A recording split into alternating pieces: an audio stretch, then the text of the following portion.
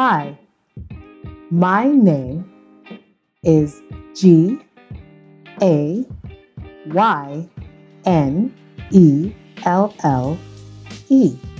Gaynell. I'm not spelling anymore for you.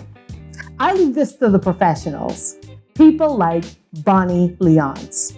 She is a national treasure, and I tell her this often because evenings for the news, parliament sessions, and most recently for our COVID updates, we have seen Bonnie doing signing as an interpreter for the deaf community. And she is our special guest in today's Pivot series as we look at the Pivot Pioneers. Bonnie, how are you? I am fine. How are you? I am wonderful. And I hope you can give your hands a good rest today. Mine are already nervous and tired. And I'm like, how does she continue to do this year in, year out, event in, event out? I think that people are just silently in awe of you. Well, I have been doing this for so long now, and people usually think that it's my hands that get tired. It's my brain that gets tired. Oh, just now to spell my own name, I'm like, did I even spell my name correctly? Well, were my hands working with my... It is nerve-wracking. It is, and it really can be.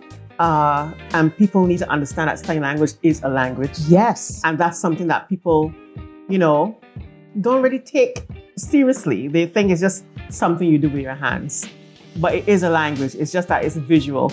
And it's a little more difficult because tilt or, how you place your head or how you move your body or your facial expression could change a sign when you put out your hands. So sometimes you have to look not only at your hands, but the whole package. Yeah. The whole package is important. So, and there are two languages in operation. So it's a lot of cognitive processing that's going on. Full disclosure, I actually did her sign language course, Signature, which we are going to get into in just a bit. But trust me, we have a lot of show and a lot of ground to cover with the Bonnie Leonce. First of all, people want to know, how did you even get into sign language? I was 6 years old. Six. That's just yesterday, Yeah, just a couple years yesterday, back. A few years ago. I was 6. And I, like every Barbadian school child, rushed home to see Sesame Street. Oh, that's what it was. Still is a big show. Big Still deal. Is a big show. And one day I saw this woman doing all sorts of stuff with her hands. And I was like so intrigued. What is she doing? And I realized that only Bob could understand what this woman was saying. And I'm in my 6-year-old brain, I'm trying to figure out hands. He's talking. She's not. She's just using her hand. What's going on? And I started coming home from school to see this woman who was doing stuff with her hands. I not that I lost interest, in Oscar or Grover or Telly, but Linda, who I, found out her name was Linda. Yeah. She was the reason I started really watching Sesame Street after. And I would look forward to seeing her. And I came to understand that what she was doing was called sign language. Yes. And I thought, sign language, okay. And then when I was 7, I started to learn, like most people, you learn at church. And that was where I went to learn. I did a beginner's, an intermediate, and an advanced course at my church. And yeah, that's how I got into sign language. That's how I got into it. Wow. By the way, that's sign language. And you have to be really careful about how you do it too, because if you do it too high, it could be something else. It could be traffic for all you know. But positioning is everything. Positioning is everything. Now, interesting that you said, of course I did it at church, because for a lot of people that might have been, well, why would that be the assumption? But we know in Barbados, it's not taught in schools unless you go to the school for the deaf. Correct.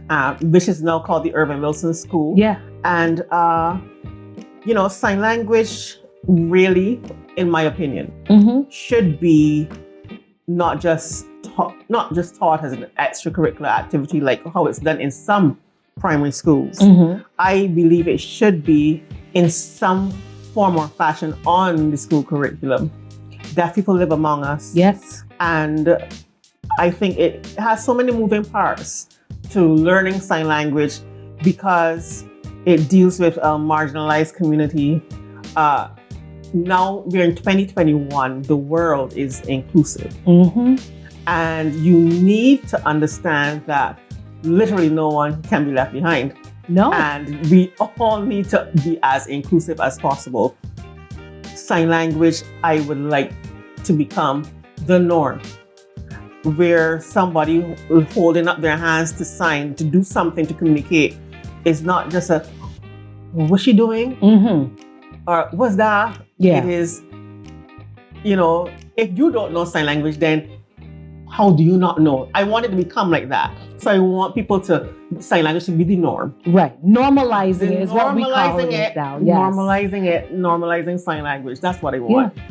That's what I want. And strange enough, because a lot of my deaf awareness is what I would call it, came through you in just learning sign language. Because I also thought that, it's always something I wanted to learn. Right. Here's this course being offered.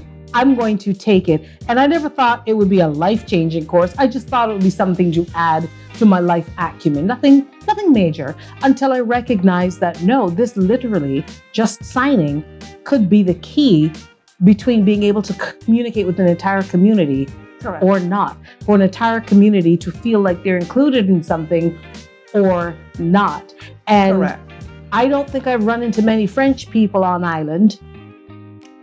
But there I am with my CXE. There you are. There I am. Bonjour. Still waiting to use it. Still waiting to use it. But I run into deaf people almost on a weekly basis. And that, for me, is why I said, there's so many moving parts to it. Because you have deaf people are among us. Now, we know you can't look and tell someone is deaf. We know that. But when we do realize we should be able to communicate, we want to see this inclusion at every level. Right. And as for someone who has done my class before, you know, for me, it's all about being an ally. So you look around and see what's missing. Yeah. You look around the room and you see, and you ask yourself questions. Yeah. Like, what is missing from this scenario? How can I improve life for someone else? What can I add? What can I do to add? To become more inclusive. And I always tell people, look around and see how you can play a part in including a part of our community that is so often marginalized. And, marginalized in so many different ways. We still have people walking around saying certain derogatory things when it comes to members of the deaf community. We have people who make monkey noises when it comes to members of the deaf community. They even make insulting signs and gestures towards members of the deaf community. And for me, that is ignorance at its highest. Willful ignorance, because we know there are people, they are human beings, and yet we have people walking around willfully ignorant, trying to insult a community that is trying their best to say, here I am. I need to be seen. I am here. Right. I am here.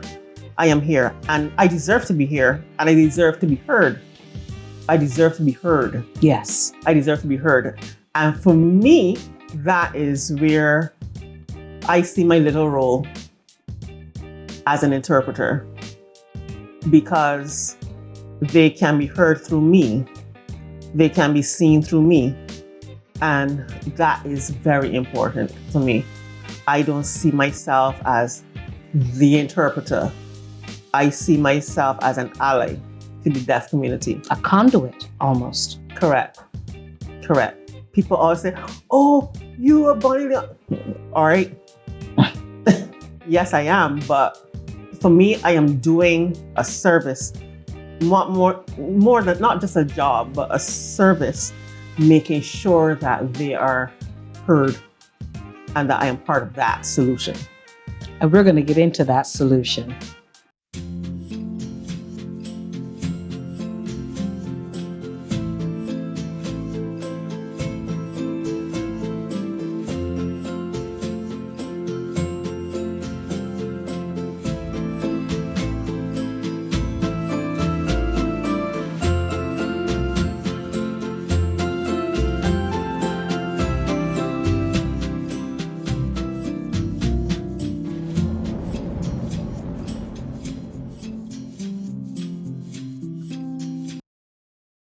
Bonnie, I call you the crusader, really, for the deaf community. And you brought up a point that makes not only sense, but it should be making the dollars that go with it. There is an actual problem for which a solution has been found. And in our day-to-day lives, we get paid for finding solutions. What is it about the service that you provide that makes it difficult for people to understand why it needs to be a properly paid solution? Because people don't see the deaf community. They don't see them. So I am there doing this thing with my hands, as some people wonderfully said, just doing this thing with my hands. But for me, when you don't recognize me doing this, you don't recognize the deaf community. And they do go hand in hand. People just see them as a group of people who are just there, just whatever. Almost inanimate objects. Yes, you know, little education. What job they could really get? You know, what do they want? You know, why is she on TV doing that? You know, those are the kind of questions that people. But for me, when you make those statements, it says a lot to me about how you view that community. Having little worth, we may not want to say it, but that's what it comes down to. You don't see them as having worth and getting into, we're in 2021, or hearing privilege. You know, they can't hear, so. Our hearing privilege. Our hearing privilege. Yes. Our hearing privilege. You know, they're deaf, all right? So they can't hear nothing. So music is irrelevant. Speech is irrelevant. They're just there. Right. No, they're there. Some of my professors have been deaf people with their PhDs, deaf doctors, deaf lawyers, deaf everything. There's nothing wrong with the deaf mind. Nothing is wrong with the deaf mind. So when I hear people making ignorant comments, for me, another part of my job is to let people know, but no. Once there are things put in place for members of the deaf community to learn and to be taught properly, and to access quality education, the sky is the limit.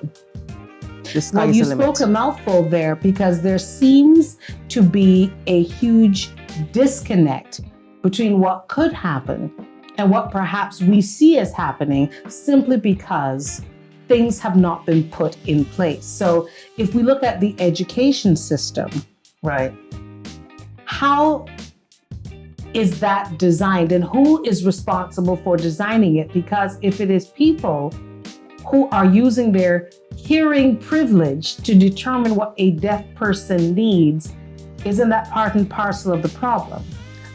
I believe it is. And, you know, I have been in this profession this is now 26 years. And I have seen people make decisions for deaf people and we're speaking about deafness, so let me just stick with deafness. Making decisions for deaf people without the deaf voice being present. So we need the deaf voice. We need that deaf presence. So saying, okay, I know what they need. I believe I know what they need. So let me just tick all these boxes. So deaf people need this, this, this. But do they? What do they really need? Have you asked them? Again, for hearing privilege, we think we know. And, we equate our intelligence, being hearing people. We are better than. What could they possibly, they don't know what they want. So let me tell them what they need and what they should want. This is what they don't know. They don't know. I don't know. Right. I know. And we need that deaf voice to be present in decision making, even as far as education goes. We have a big, not big compared obviously to the US and whatever, but we have a lot of adult deaf out here in Barbados. And value, so much value they have, so much information they have about what they want to see, what they want to learn, how they think things can be set in place for them to acquire, a higher education. Right. But who's listening? Who's listening? True. Who's listening? And again, what do we value what they have to say? And whose attention do they need to get for things to change in Barbados? Let's get to the nitty-gritty. What are some of the biggest misconceptions about what deaf people can and cannot do? People think that, number one, that they are language deficient. So again, we talked about hearing privilege, but we're not English speakers. We are very arrogant because English. It is the language of money. Yeah, if you don't know English, you don't know anything. Right.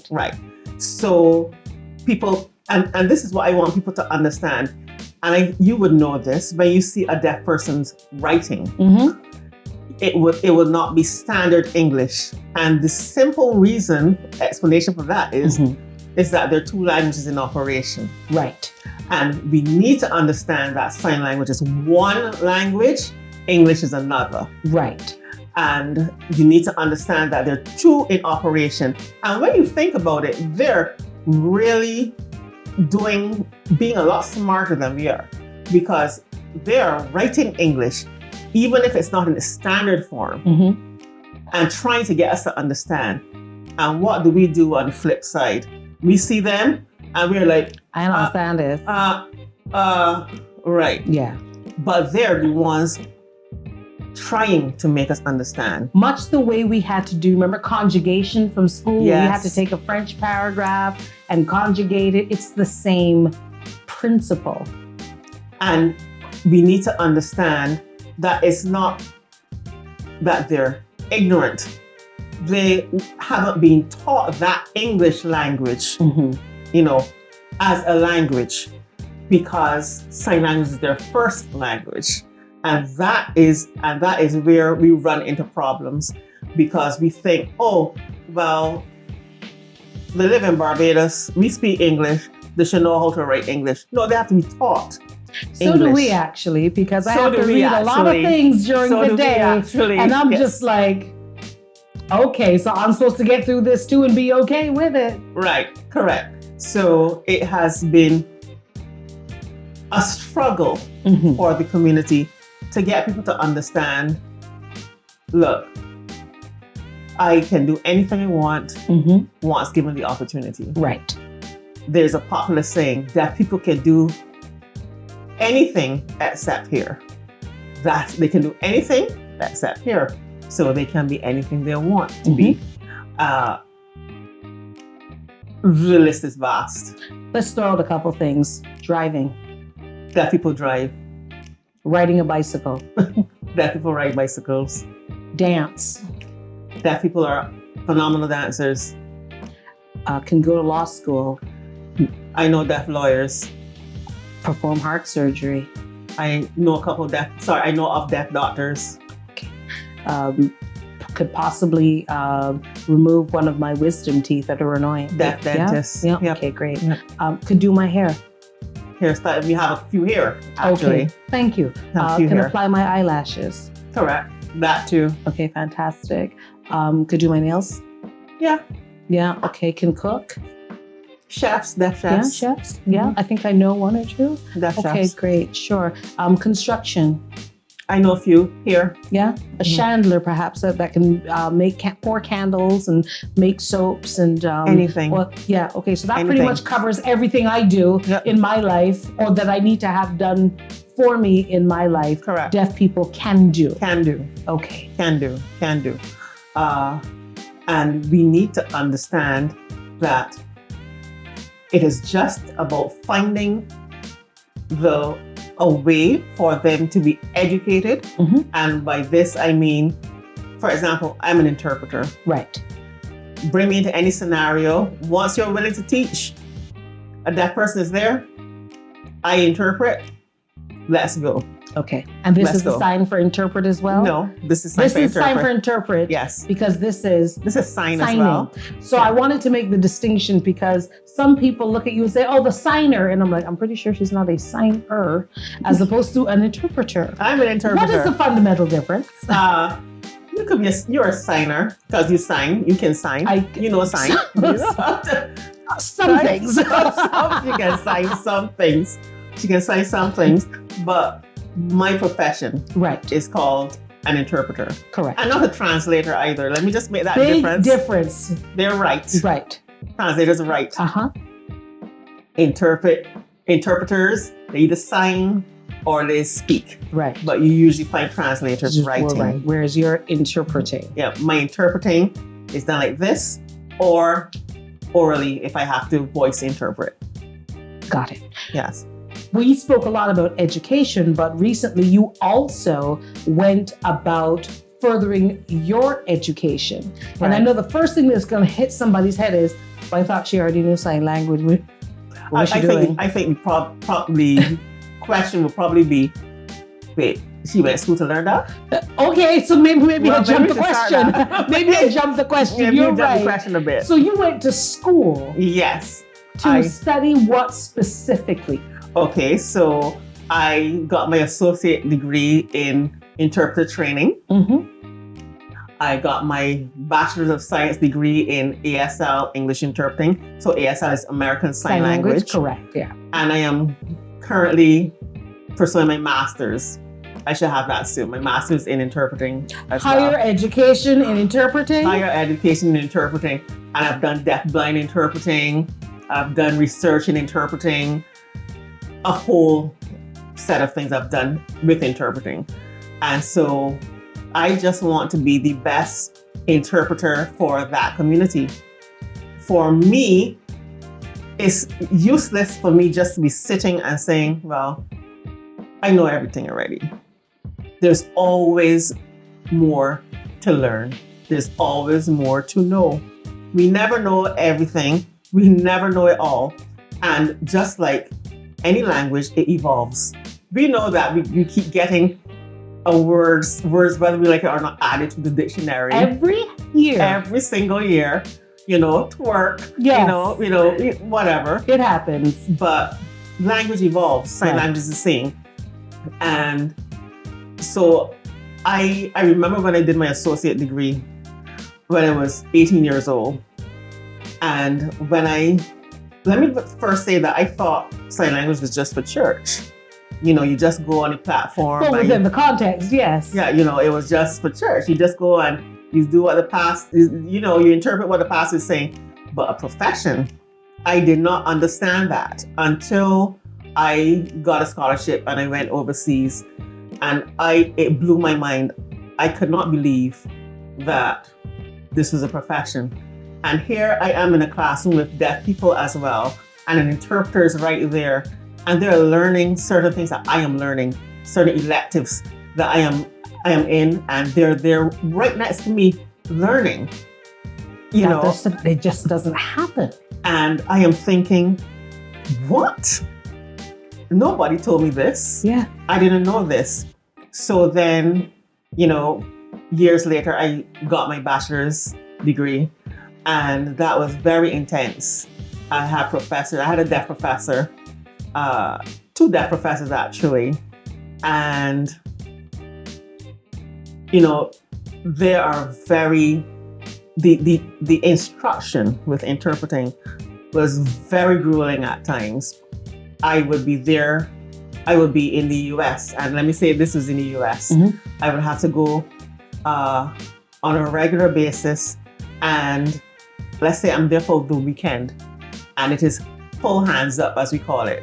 So voices off. I like this. Voices off, full hands up. Full hands up, voices off. And so like how you would go to a class and you just tired. Yes. So you shut your eyes a little bit. Well, not now. To get a little shut eye. Or, you could put your head on your desk or you could still hear. Yeah. So we can't do that. Blink, you miss it. Blink, you miss it. And we are we're in a class for 8 hours. Wow. Just looking with intense concentration. And it was really rough. And so now I'm doing the masters because I'm a glutton for punishment. I'm doing the masters now. But it is intense. But so worth it. So worth it. So worth it. I am a guest in the deaf community.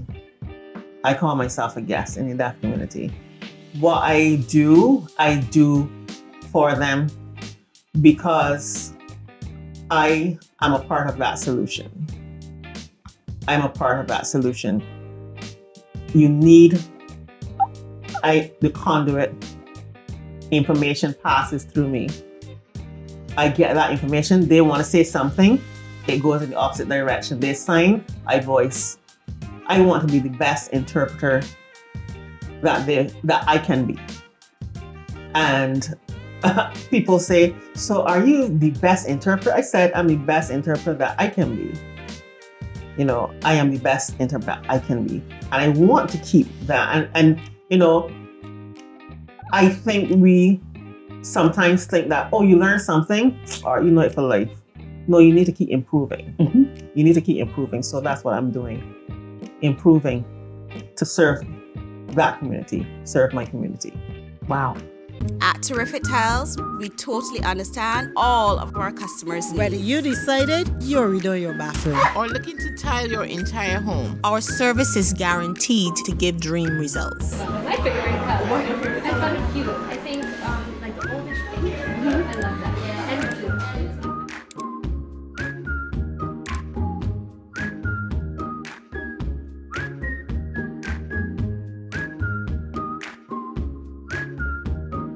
I often refer to the COVID pandemic as the awful equalizer.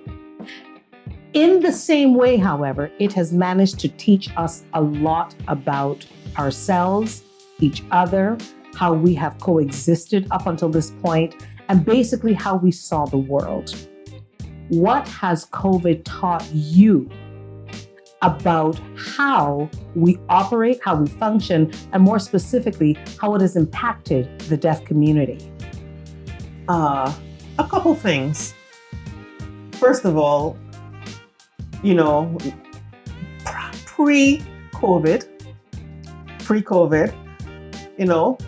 working from home, doing things online was, people thought, no, you have to be in an office. If you want to work, you have to go in an office. Persons with disabilities would hear that often. Oh, but so you can't. So I'm expanding it now, not only deafness. Yes. So, you are a wheelchair user. You can't climb stairs. You can't come in the office. Right. Sorry.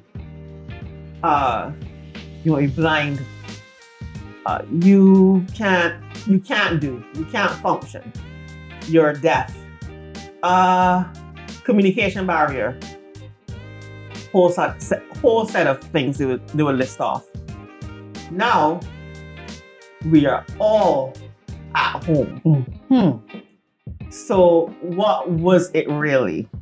Was it that you couldn't work from home, or you just didn't want to hire anybody that thought would pose a problem? But now we're all home. We don't know who's behind that computer screen. When you get an email, you don't know is someone that's deaf sending me this email. You don't know, because you can't see. We're all working from home. We're all online. And as you know, people aren't turned on their cameras. Yeah. You can't see, you don't know. And for me, it has just shown who we are, more so, not giving people opportunities. We just didn't want to give people up. And so that's how it is for me. You didn't want to give people opportunities. As we spoke about earlier, willful ignorance. Willful ignorance. You didn't want to give people opportunities. But here but now, the world is functioning online. One of the issues the deaf community has encountered, though, is the whole aspect of mask wearing. So that's been an issue. We are all in masks, and so they would have depended, if you don't know sign language, or the majority don't know sign language, they depend on lip reading or mouthing so that you can understand. So now we have Let's put masks. a pin there, because you just hit something that I think even would have shocked a number of other people. The number of people in the deaf community who don't know sign language. There are some who don't know. They're in the minority. Okay. However, when a deaf person is communicating, they know you don't know sign language, so they try to accommodate you. They accommodate you. That's what they do. Yes. They accommodate you. So out of balance. Yeah. They accommodate us.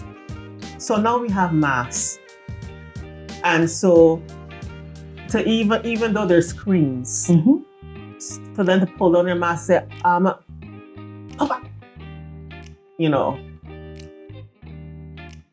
even if they say, they can't hear. There are some people who just don't care. Now, we do have cell phones, and sometimes they would, pull out their phones.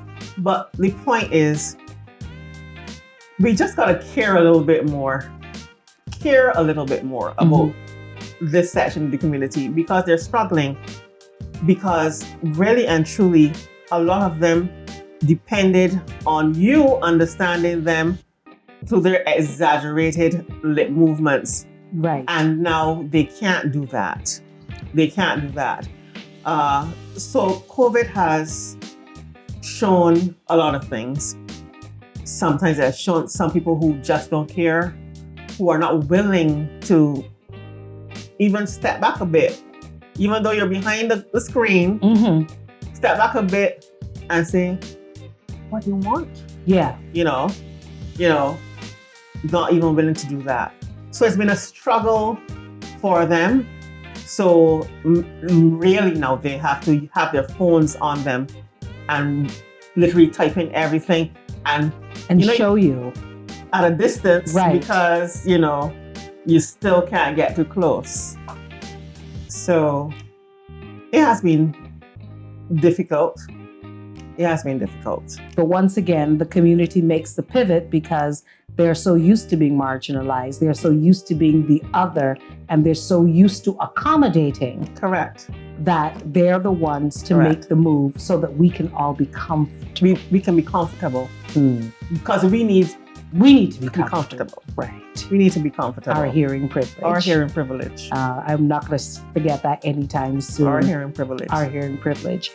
I need to go back to the levels of education that you have invested in so you can be the best interpreter possible. Admirable, no doubt.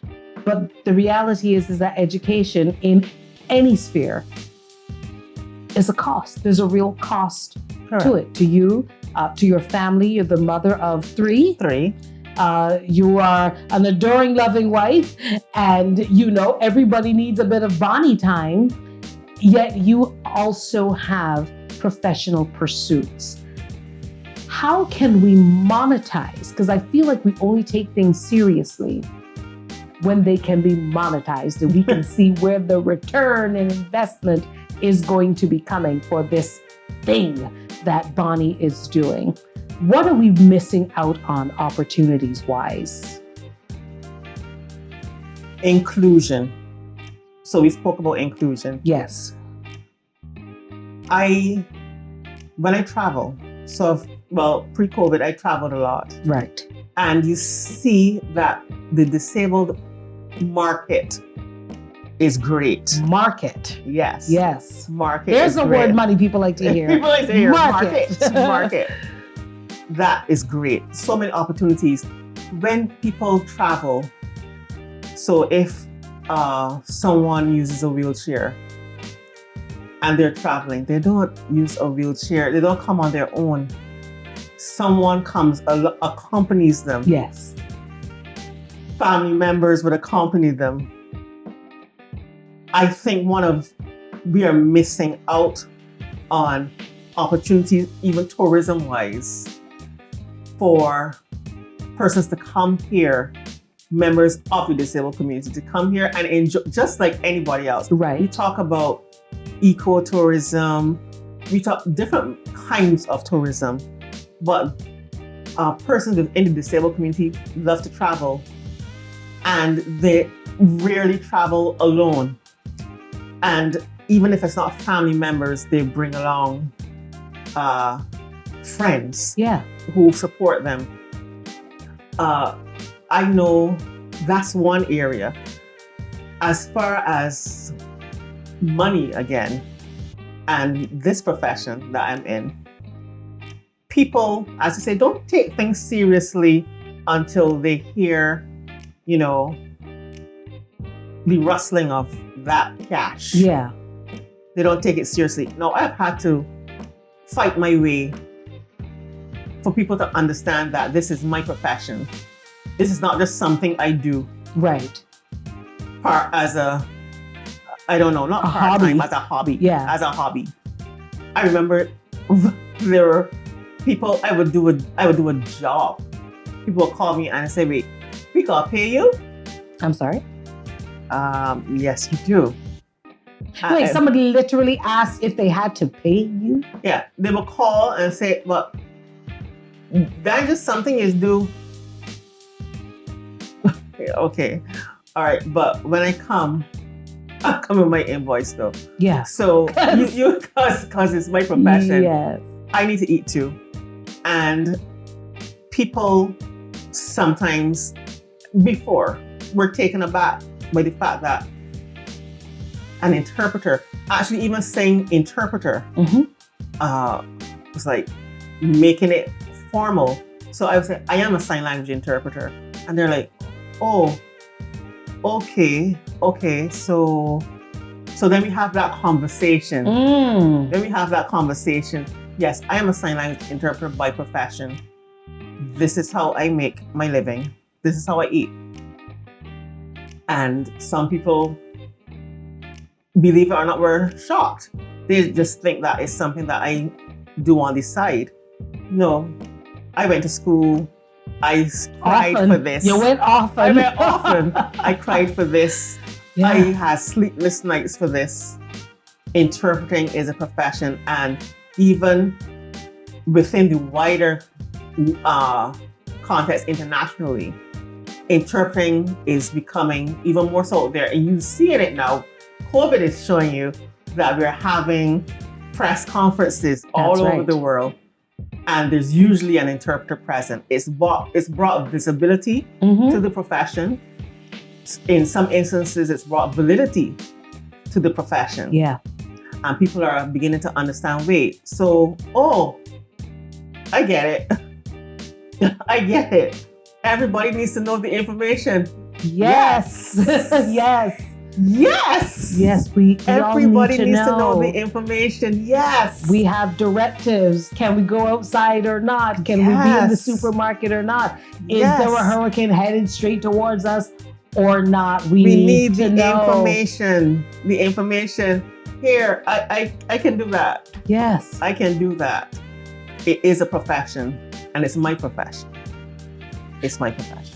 Now, here's something that you have added to your acumen to make sure that people can not only have an appreciation, but start the process for themselves so that you can better equip yourself. And that is your signature interpretations program. There is a beginners, there's an intermediate, there is an advanced. I know it doesn't look that way when I get through all of them. But there is also something called practice. And if, like anything else, if you don't practice or find yourself in a situation where there's an opportunity to practice use it, and to use it, you will lose it. So every now and Correct. again, you have to go back and refresh yourself Correct. and make sure there is a place that people can do this as we speak. Yes. So Signature Interpretations is a business that I started a few years ago. Mhm. And Signature has different parts, I should say, when it comes to interpreting. So part of that is teaching sign language classes. So there's that. And then, well, pre-COVID, I would go in and teach some organizations who would interface with members of the deaf community.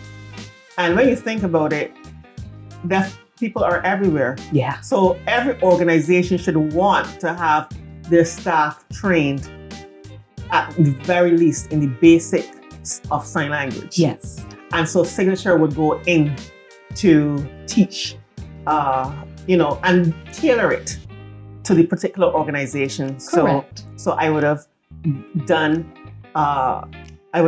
this within the tourism sector. Yes. Within the emergency management. Who should know how to sign better than persons that are dealing with risks every day. An emergency, so an ambulance, Yeah. police officers. So I would go in and I would have a basic training so you can manage yourself. And like I said, tailor it to the particular environment. Right. So Signature does that as well. Signature also interprets for deaf couples who come here to get married, and people don't know that. That people come here to get married, or people come here to get married. I remember a couple years ago, I did a wedding for a couple. They were very much hearing, but the groom's parents were both deaf. So I was their interpreter for the time they were here. I interpret for anything. Signature interpretations goes everywhere. And I am Signature Interpretation. You are. I am Signature Interpretation You are. for now, until, we build out. Right. I am Signature. Right now, so I will say that the beginner sign language course is now being offered by NTI. Yes. National Transformation Initiative. And the beginner sign language course is up on the website. And you can go, and it's free. Your And it's excuses free. have been eliminated. It's free. nti.org.bb. It is free. That beginner sign language course is free. So feel free to go and sign up. Yeah. And you will see myself, but not only myself, you'll see a member of the deaf community. And I think representation matters. Yes. Yes, while you see me prominently within the modules, you will also see a member of the deaf community, right. of the deaf community in there as well. And for those who have done my classes, you'll recognize him very much when you click and see him there in all his glory. Yes. So he is Give him there his as glory well. now. Lionel Smith. Lionel! He is very much in the modules as well. So I think this is a good opportunity for people to learn. Yeah. Again, now online. Here we get back to it again. See? Here we are. Validity. So it is not that we couldn't, we didn't. Yeah. We didn't. So here we are now. So NTI. I can't wait. I need to brush up. Lionel, be patient with me. Very slow. Anyhow, we have more coming with Bonnie Leonce. At Terrific Tiles, we totally understand all of our customers' needs. Whether you decided you're redoing your bathroom Or looking to tile your entire home. Our service is guaranteed to give dream results. My favorite color. I found it cute. I think like the oldish pink. I love that. And blue.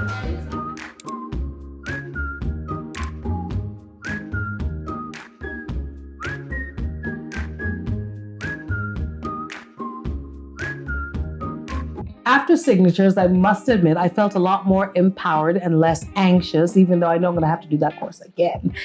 But for those who are actually seriously considering becoming a sign language interpreter, what would you impart on them as advice or just a good hearty recommendation?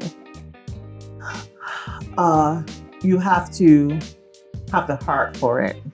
That's the first thing. You have what we call deaf heart. You need deaf heart. Really, you need deaf heart.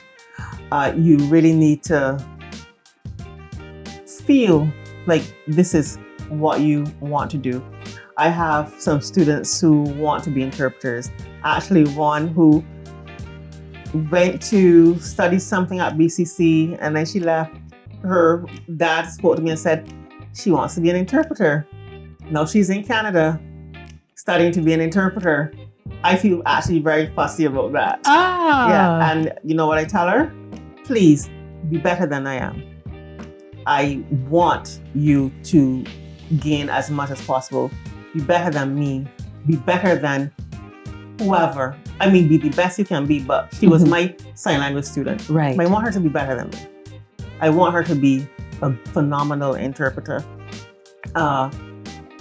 It is tough. Languages are not easy. A visual language is not easy. So you really need to have the heart for it. You really need to have the heart for it. I know, for example, sometimes I sit and I ask myself, what are you doing? Because there are those low points. I can imagine. There are those low points. This is a costly venture. And right now, in this climate, it takes up a lot of time. I am on the evening news every night. And then there are not only things that are on camera, but things that are off camera. Yeah. There are a lot of things that people don't know that I'm involved in. And this is interpreting wise, deaf community wise. Deaf people know my number very well.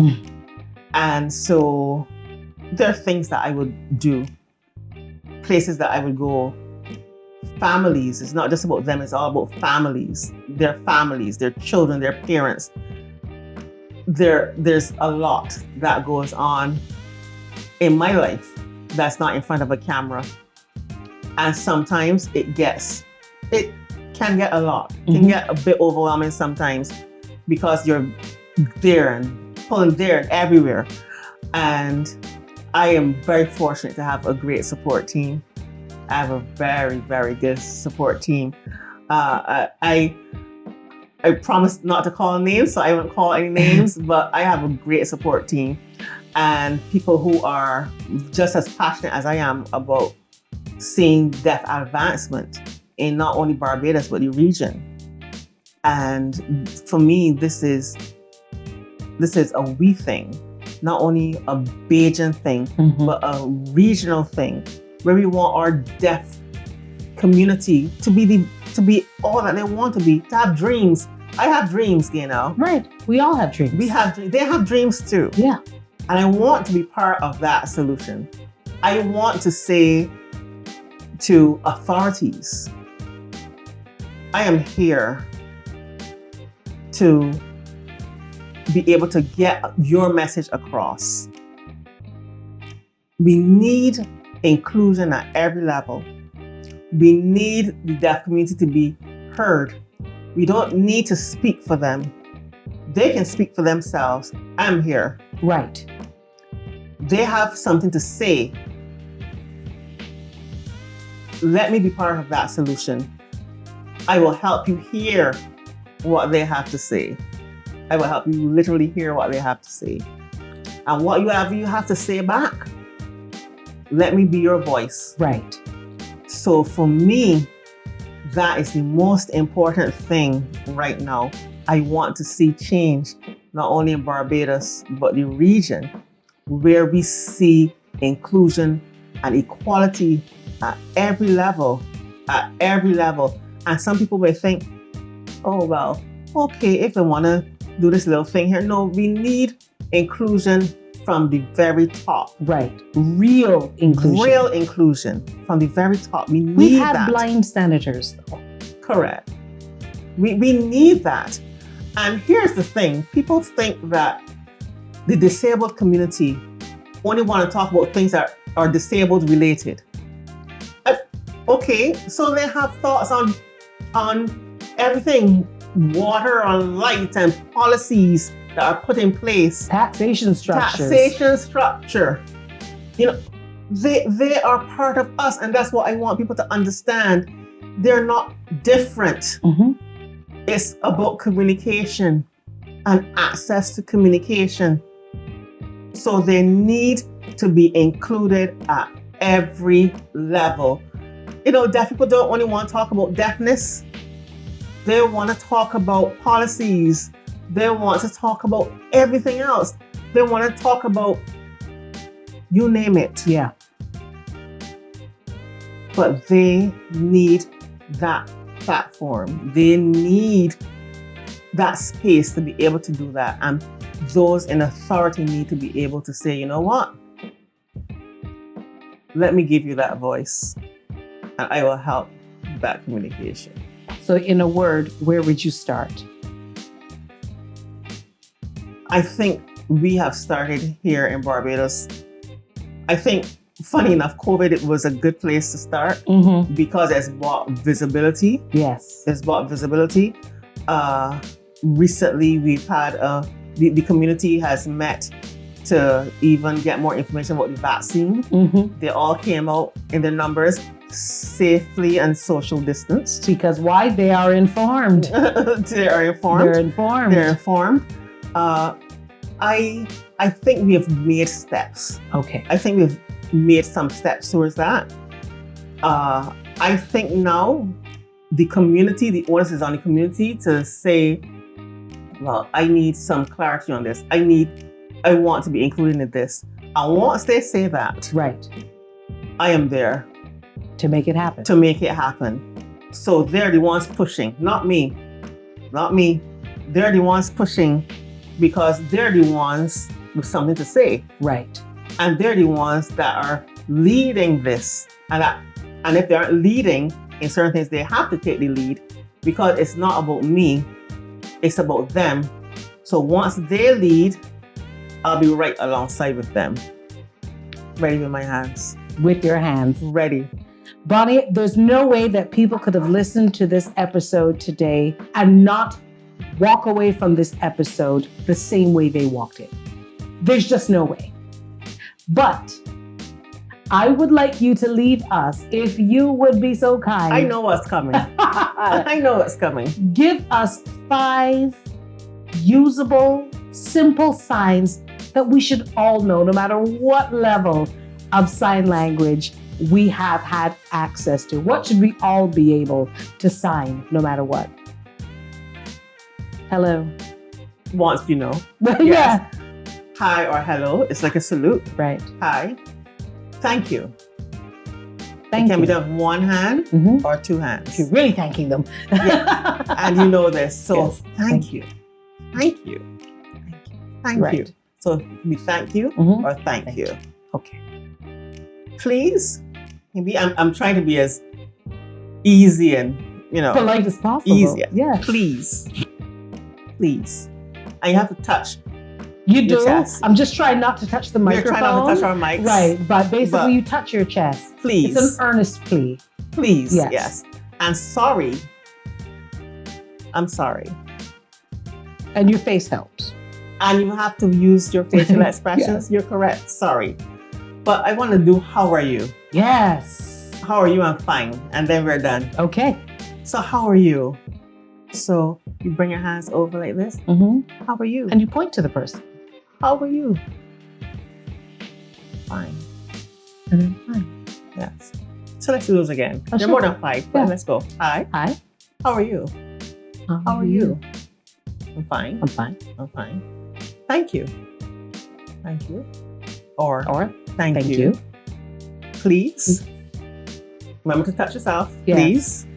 And sorry. sorry. This handshake. Sorry. Look at that. Y'all are on your way. So remember to sign up for Signature Interpretations. It's on the NTI website as we speak. The beginner sign language NTI, course. It's a beginner's course, but I'm telling you, you don't start these things and then not want to continue. You will want to continue. Bonnie is amazing. Lionel is amazing. You're going to get to meet Lionel. And I think that you will be transformed people. Access means everything. Visibility means everything. Being heard means everything, because if it means everything to us, it means everything to the deaf community. This has been, as I knew it would be, a most eye-opening and heart-opening conversation with you, Bonnie Leonce. Thank you for having me. It was really great being here.